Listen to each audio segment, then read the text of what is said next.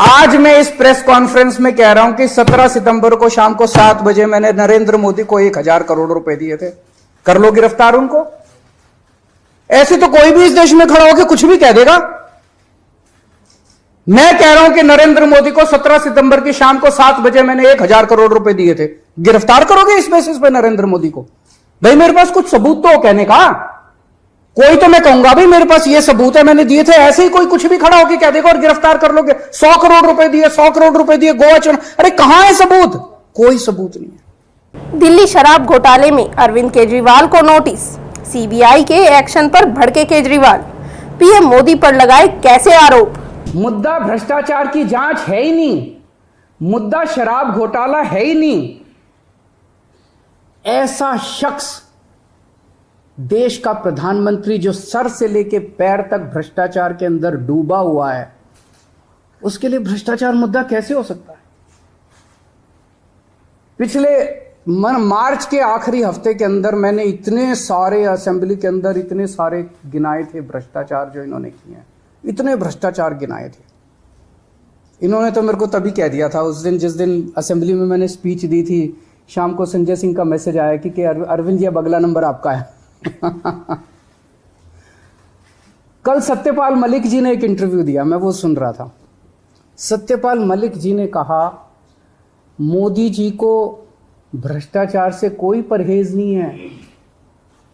ये मैं तो नहीं कह रहा हूं, ये तो उनके अपने गवर्नर कह रहे हैं। सत्यपाल मलिक जी कौन है? सत्यपाल मलिक जी मोदी जी के बहुत खास लोगों में गिने जाते थे।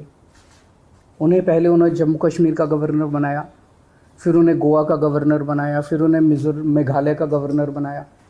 उन्होंने कहा कि मेरे जो इंटरेक्शन हुए मोदी जी के साथ, उसमें पता चला है कि मोदी जी को भ्रष्टाचार से किसी तरह का परहेज नहीं है। उसी इंटरव्यू में उन्होंने कहा कि इन लोगों के कुछ मुख्यमंत्री हैं जो भ्रष्टाचार करते हैं, खूब पैसे इकट्ठे करते हैं, लेकिन वो सारा पैसा मुख्यमंत्री अपने पास नहीं रखते। वो पैसा ऊपर भेजते हैं और वहां से वो पैसा उनकी दोस्त की कंपनियों के अंदर इन्वेस्ट होता है।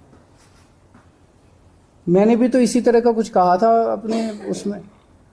तो चलो मेरी बात तो नहीं मानी, अब तो गवर्नर, इनके अपने गवर्नर कह रहे हैं। तो ऐसा व्यक्ति जो इतना भ्रष्टाचार कर रहा है, उसके लिए भ्रष्टाचार मुद्दा हो ही नहीं सकता।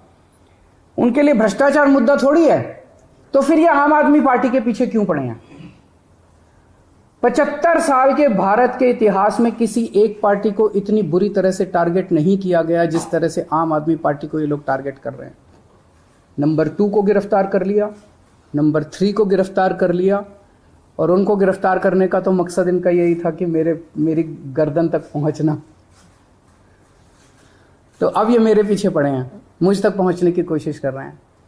किसी पार्टी को इस तरह से नहीं टारगेट किया गया जिस तरह से आम आदमी पार्टी को टारगेट किया गया। उसका एक कारण है। वो कारण है कि 75 साल के बाद आम आदमी पार्टी ने इस देश को एक ऐसी उम्मीद दी है जो कि कोई पार्टी नहीं दे पाई। गुजरात के अंदर 30 साल से बीजेपी की सरकार है, उसमें 12 साल प्रधानमंत्री मोदी जी खुद वहां पे मुख्यमंत्री रहे। 30 साल के अंदर ये एक सरकारी स्कूल ठीक नहीं कर पाए, एक भी सरकारी स्कूल ठीक नहीं कर पाए। जब मोदी जी को फोटो खिंचवाने के लिए सरकारी स्कूल में जाना था तो एक टेम्पोरेरी क्लास, एक टेंट के अंदर टेम्पोरेरी क्लास बनानी पड़ी इनको फोटो खिंचवाने के लिए। फोटो खिंचवाने लायक सरकारी स्कूल भी नहीं बना पाए। और 5 साल के अंदर दिल्ली के हमने सारे सरकारी स्कूलों का कायाकल्प कर दिया। 5 साल के अंदर हमने सारे सरकारी स्कूल ठीक कर दिए। इस देश के लोगों को आम आदमी पार्टी ने एक उम्मीद दी है कि केवल आम आदमी पार्टी उनकी गरीबी दूर कर सकती है, उनको शिक्षित कर सकती है, उनके बच्चों को रोज़गार दे सकती है। आम आदमी पार्टी ने इस देश के लोगों को उम्मीद दी है। प्रधानमंत्री जी उस उम्मीद को कुचलना चाहते हैं। प्रधानमंत्री जी नहीं चाहते कि वो उम्मीद आगे बढ़े, क्योंकि अभी तक इन सारी पार्टियों को की मिलके जो लूट चल रही थी, अगर इनको स्कूल बनवाने पड़ गए, इनको अस्पताल बनवाने पड़ गए, तो उनको लूटने के लिए पैसे नहीं बचेगा। तो कल इन्होंने मेरे को बुलाया है, मैं जाऊंगा कल सीबीआई में, और मैं फिर से अंत में यही कहना चाहता हूं कि प्रधानमंत्री जी, अगर केजरीवाल चोर है, केजरीवाल भ्रष्टाचारी है, तो इस दुनिया में कोई ईमानदार नहीं है।